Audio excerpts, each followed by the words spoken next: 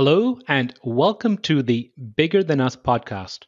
I'm your host, Raj Daniels, and today I'd like to welcome Joan Michelson to the show. Joan Michelson is an award winning marketing communications leader, journalist, trainer, speaker, and coach who brings 20 plus years of experience in the media and leading groundbreaking communications and marketing in Fortune 50 companies. She is the host of the acclaimed podcast Green Connections Radio, which was chosen by USA Today as one of the top 6 podcasts for business travelers, and she writes on social innovation and careers in Forbes. In addition to Forbes, her work has appeared in HuffPost, TheAtlantic.com, GreenBiz.com, The Washington Post, The New Economy Magazine, CBS 60 Minutes, ABC News, NBC, WTOP FM, and in various other outlets across the globe. Joan, how are you doing today? I'm great, Raj. I'm so excited to join you today. Thank you for including me. And I love the name of your show, by the way, too. I think it's a great name. Thank you, Joan. I really appreciate that. Joan, where in the world are you? I am in Washington, D.C. area. I'm technically in Alexandria, Virginia, which is a suburb of D.C. And so I am in the nation's capital. And how's the weather out there? It's actually quite nice. It's a bit overcast, but it's warm. It's about 60 degrees. And considering we can't be outside very much at the moment, it's nice out though. I appreciate nice weather. I've lived in all kinds of extreme climates, and so I appreciate a nice. And for those of you listening, we are recording on April 1st, 2020. I would like to say that we're in the middle of the pandemic, but I'm not quite sure yet. Joan, what's your perspective right now on where we are? Oh boy, how much time do we have? So we have as long as you need. You're very kind. You're very kind. So this is a really, really interesting moment. I mean, it's frightening as hell. And anybody who tells you that they don't have moments of being scared and wondering what's going to happen or worried about their loved ones or that is probably lying, frankly. I salute the healthcare workers. I bow to the healthcare workers. I do every day, but especially now. And the police and fire departments who, particularly in New York, are coming down with coronavirus left and right, unfortunately. This is a really interesting moment, though, for society and the globe writ large. And I will be very interested to see what shakes out of this in 5 years, because there's a few things happening simultaneously that are illustrative to me. One is the global, because this is happening across the globe simultaneously and all the economies of the world are shutting down at once.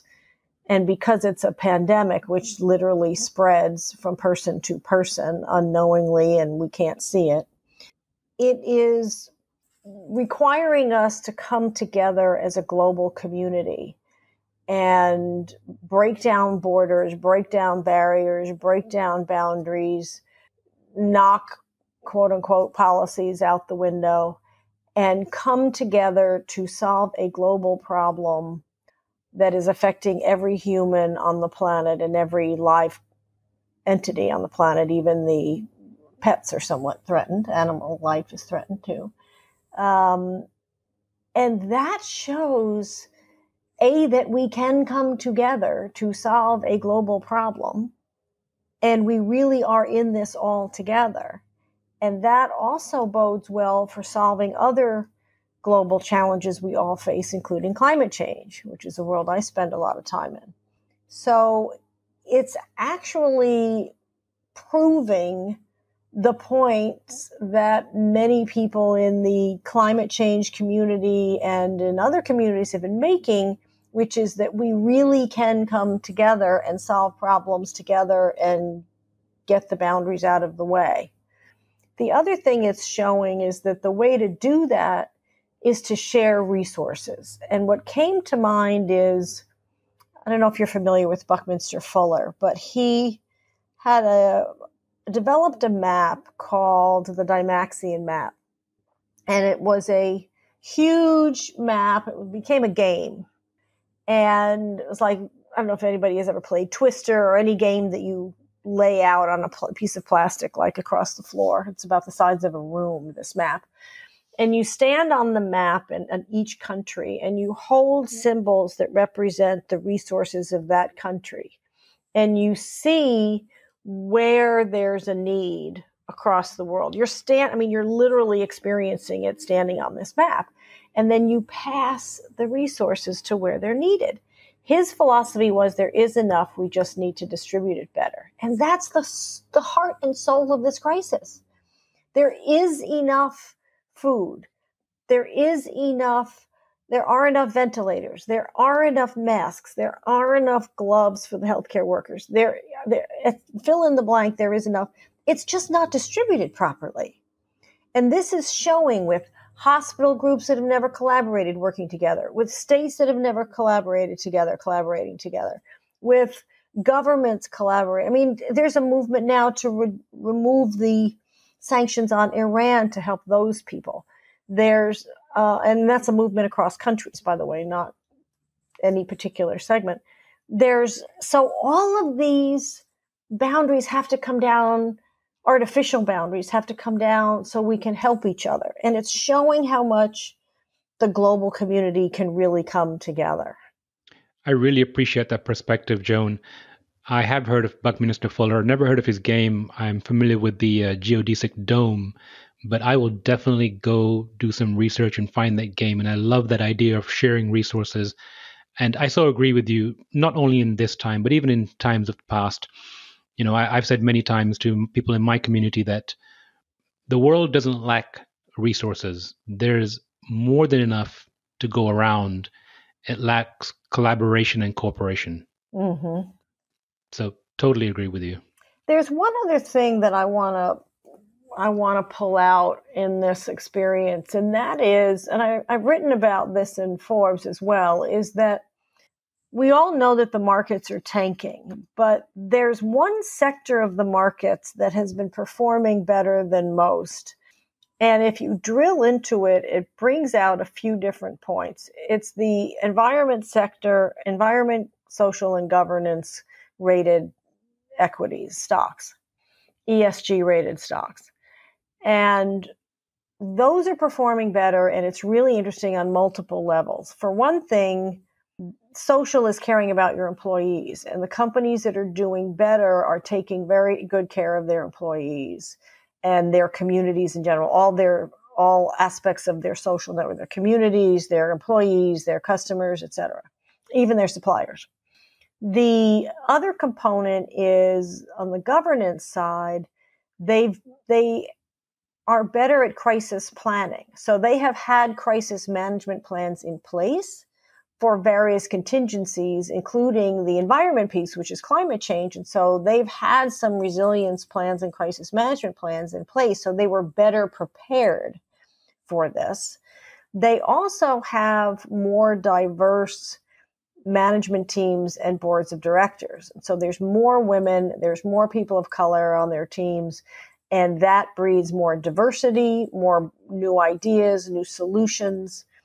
And so those companies are taking a leadership, both showing what leadership is, and we can talk about examples of those if you want, but those companies are taking leadership roles, allowing their brands to have a values-driven messaging at this time and taking actions regardless of their bottom line, whether it's pivoting your plant to make something that we need right now or taking care of paying your employees to not work, for example. But they're also coming from they're also better at planning. And it's really interesting as a model for leadership going forward as well. That's really interesting. I've had that conversation here in the recent past regarding companies that have outperformed in the S&P and how their ESG ratings are much higher than the other companies. So I really appreciate you sharing that. Well, thank you. Thank you. I'm glad you've been looking into that. Yeah, they're also they tend to be more innovative in general because they think out of the box by definition. Absolutely. So we've gone off script a little bit, and I really appreciate doing that. But I want to come back to this question that I usually start with because I feel like you've probably got a great answer for it. So the question is, if you were asked to share something interesting about yourself, what would it be? Well, I think there's a lot of interesting things about me. Well, I'll tell you something that most people don't know. I was a dancer many years ago, and I danced with the Chuck Davis African Dance Company. That really is interesting. What kind of dance is that? I did modern African and jazz. I took ballet, but I frustrated the heck out of my ballet teachers because I was not rigid enough for them. So, how does a dancer end up at Green Connections Radio? With a very circuitous route. The truth is, I hurt my back, and from frankly, probably bad training and bad execution, but it was the universe telling me I had other capabilities, and I had a business career. I've had a few different careers. I was a dancer. I spent a few years in the hospitality industry, but mostly I've been in management consulting, financial services firms. And then about 15 years ago, and journalism, back and forth between corporate America and journalism, really. And then about 15 years ago, I was catapulted into the green economy when I was recruited to head up the communications of the electric car division of Chrysler. And it was a very interesting experience on 80 million levels, not the least of which is I didn't even own a car at the time. I'd never worked in the car business. I didn't have the words automotive or vehicle anywhere on my resume or bio or background. But I'm a creative person, and we did a lot of innovative campaigns. And the president of the company, who's the one who personally recruited me, told me that it was exactly because I came in without traditional experience in the auto industry that I was successful.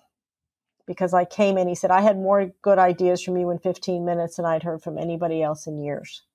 And we did some pretty crazy things. Did I get to do everything I wanted? No, but we did great things. We did hockey stick growth in the middle of a recession. We helped boost the adoption of electric vehicles big time. And it changed my life forever. I've been in the green economy ever since. So, just between you and I, no one's listening. Yeah, Who right. killed the electric car? Mm-hmm. Yeah, I saw that movie too. So, since I brought up Green Connections, can you share a little bit about your current endeavor? Yes. So thank you for asking. So Green Connections Radio is a podcast where I interview innovative women, women who are leaders and innovators whose work is in or intersects with the green economy, that is climate, energy, and sustainability. So I've interviewed about 250 women, and we talk about the process of innovation. We talk about their field, which could be chief sustainability officers of Fortune 500 companies, women who are developing new battery technologies or electric vehicle technologies, women who are heading up government agencies or state energy commissions of some kind, women who are supporting women entrepreneurs in STEM fields, the woman who was the head of ARPA-E, which is the innovation arm of the Department of Energy, for example, the woman who was head of the UN Sustainable Energy for All program, for example, reported directly to the Secretary General of the UN. I've interviewed people women who are artists whose work intersects with this space. I don't know if anybody has seen the fairly recent documentary called Maiden.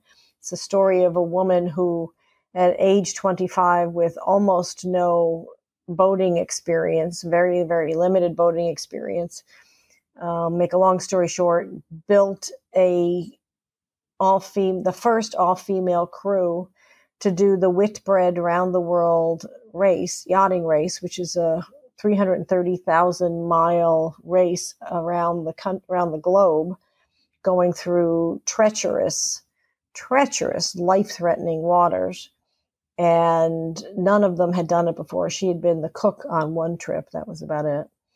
And they won 2 of the 6 legs and the most dangerous ones. And they came in second in the whole race and were named Yachtsman of the Year. And the documentary is extraordinary because it's Tracy's story. Her name is Tracy Edwards. And they had original footage from the actual trip. So it's the actual footage from the race, 2 cameras on their boat, interspersed with interviews with Tracy Edwards and her crew. I haven't heard of that. It's called Maiden, you said? Yes, and it's truly extraordinary. And so I saw the documentary. I was blown away by her. So I sought her out and I interviewed her on my show. And she told me stories that were not in the documentary. So you'll have to listen to that for the stories. I will for sure, and I'll put a link to your show in the show notes. Thank you. I appreciate that. So, Joan, the crux of our conversation focuses around the why. You've committed to this space, this green space, sustainable space, and you could be doing 100 different things, with your circuitous route and your different experiences. Why are you so committed to this space? Well, I'm committed to this intersection of women innovators making a difference in STEM fields, especially as it relates to the climate and the planet. And the reason I'm so committed to it is multifold. On the women's side, as a woman, obviously, I have firsthand experience and I've been advocating for women's advancement for years. Women are a wasted resource. They are not given the opportunity to participate in as a leader, as an innovator, as an equal party. And that hurts the economy as well as families, and it's plain old stupid.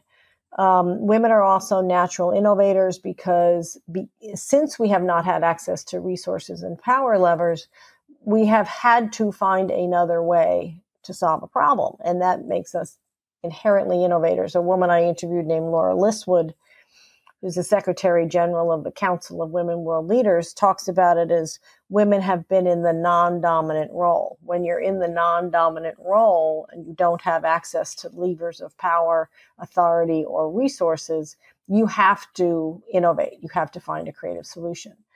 And in the STEM fields in particular, women have been especially ignored and denied opportunities. And it's especially important because climate change and environmental issues affect women on the front line. Women are on the front lines of the impact of that most strongly, whether it's in developing countries or here with families or buying things. Women are the purchasers of 80 to 85% of most consumer goods when the stores are open. And so women are really the linchpin. And the studies show that if women had economic parity, it would add 5% to the GDP and be worth about $12 trillion. So it doesn't make any economic sense. It doesn't make any social sense. And it doesn't make any environmental sense. And frankly, it's just not, it denies the world of the creative solutions as well to not have women have a equal playing field in this economy, and women being more involved and allowing their innovations to take hold would solve a lot of the environmental and social problems that the globe faces right now. So I appreciate you sharing that answer. What are some of the changes you've seen, or have you seen any changes in the field of women and innovation since you started your show? Well, yeah, I mean, it ebbs and flows. I mean, we had a high of a whole whopping 6% of the Fortune 500 were women CEOs, which is pathetic considering women have been in the workforce for decades and decades. Now we're back down. I think it's 4%, although Marilyn Houston just stepped down, so it might be lower. The women have taken more responsibility for their own careers. Let me actually back it up and say it this way. women have taken two approaches. There are schools of women who have grown and taken charge and said, I'm mad as hell, I'm not going to take it anymore, and I'm going to ask for what I want. And then there are women who have said, I've seen the women before me struggle, it looks too hard, I'm going to get my MRS and stay home and not have to deal with all that. And it's really interesting. There are some women who just don't want to deal with it, and there are some women who embrace the challenge and the stress of making it happen for themselves and being ambitious. And I really find that it's pretty much in two schools. So if you were to speak to women in general and say, this is an opportunity to get engaged specifically in the green tech, clean tech, sustainable ESG movement, what kind of advice would you give them? Well, it's interesting, and I wrote about this in Forbes. I also write for Forbes and other media and do a bunch of public speaking and coaching, by the way, if anybody's looking for a coach. But the way that I talk to my clients about it and present about it is we are living in a time, and even right now in this pandemic, that presents tremendous opportunities to be the most version of yourself you want to be. And I say most instead of best because people can feel a lot of pressure of what is best, and I don't know what best is, and yada, yada. But we all have interests and passions. We all have goals. We might not have them all written down, but this is an opportunity. Women have more opportunity now than they've ever had. And there's more resources available to help anyone, especially women and people of color, to achieve their goals. And right now in this pandemic, where we all have to stay home, presents a particular opportunity because we can tackle some of the long-term projects that we've set aside. We can tackle some of the things we've said, oh, I wish I had time to do. We can clear out some of the clutter from our homes and our minds and our souls, frankly. And we can step back and get some perspective and touch base with people that we care about that maybe we haven't talked to in a while, bridge some of those social connections, and revisit our goals and write them down and think about, we are all looking at the world through a different values-driven prism right now. This pandemic makes people have to look at what is really, really important. And that's an opportunity to think about what is really, really important to you. What do you want to accomplish in your lifespan? And what can you do today, tonight, this week to move at least one of those forward in a way that makes you feel like you've moved it forward? Thank you for sharing that. Out of all the women you've interviewed, I'm not asking you to pick favorites, but who are some of the women innovators, specifically in the field of ESG, sustainability, green tech, clean tech, that you've been most excited about? Oh boy, that is like picking your children. So I mentioned Tracy; she's phenomenal. Maria Freire is also really interesting, and she is in some ways, in many ways, relevant to now. Maria Freire is the CEO of the foundation of the NIH.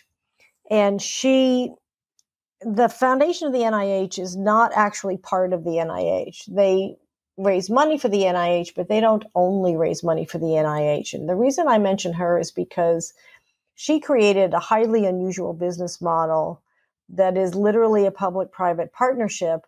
And beyond that, their model is co-opetition. They bring together, and it's relevant to right now in terms of both business model and the problems they're trying to solve, i.e. public health, where they bring competitors together to solve something that they all have in common they need solved.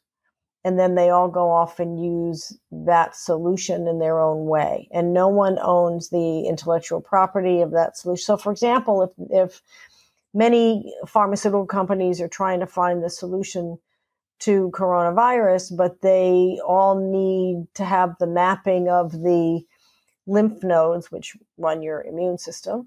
Then Maria would bring together all the pharmaceutical companies to pool their resources, pool their funds, pool some of their talent to find the mapping of the lymph nodes, say, and then they would all take that mapping back to their own shops and develop something on their own. And they would each own the IP for whatever they developed on their own, but no one would own the mapping of the lymph nodes because they did that all together.